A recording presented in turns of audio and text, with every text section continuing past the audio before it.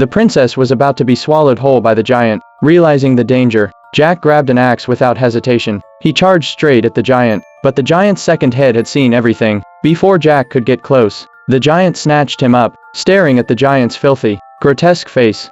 Jack mustered all his strength and hurled the axe. This enraged the two-headed giant. With a snap of his jaws, he caught the axe. Then, he opened his massive mouth, ready to swallow Jack whole. At that critical moment, Jack remembered the magic beans in his hand. He let them go. The beans fell freely, landing right inside the giant's mouth. They slid down his thick throat, straight into his stomach. The moment they touched his stomach acid, the giant felt an unbearable swelling inside him. He howled in pain, clutching his chest, desperate to cough them up, but it was too late. Massive vines burst from his body, wrapping around him in an instant. Jack watched as the vines kept growing. Without wasting a second, he grabbed the princess and ran for the palace exit. Not long ago, the two-headed giant had seized the crown that controlled his kin, officially becoming the giant king. He had planned to use the vines to invade the human kingdom, but to his horror, the humans had already cut down the only vine. All he could do was roar in frustration. Meanwhile, Jack and the princess were escaping down the remaining vines, but danger struck again.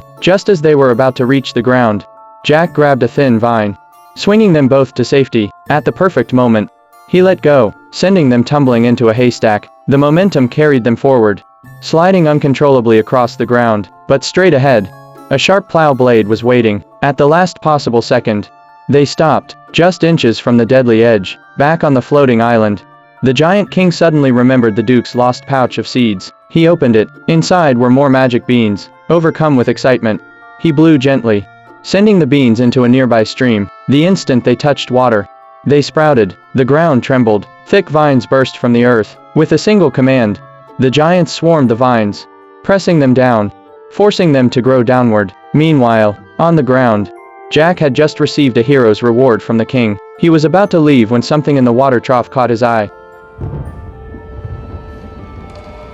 Alarmed, he leapt onto his horse and raced toward the king's army. He had to warn them, but just as he reached the soldiers, he saw it, the giant army, already on their heels.